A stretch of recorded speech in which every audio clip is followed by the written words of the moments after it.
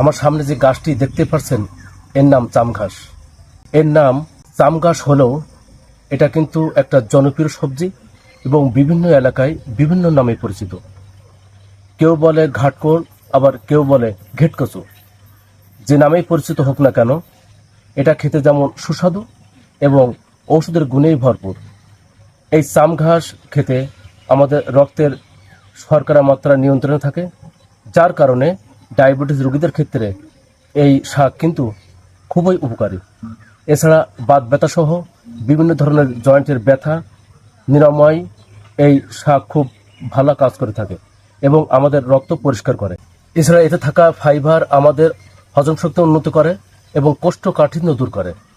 এবং এই চাম ঘাসের পাতা, ডাঁটা ক্যালসিয়াম, আয়রন, খনিজ লবণ, ফাইবার এবং ভিটামিন সিতে ভরপুর। তাই অবশ্যই খেতে ভুল করবেন না।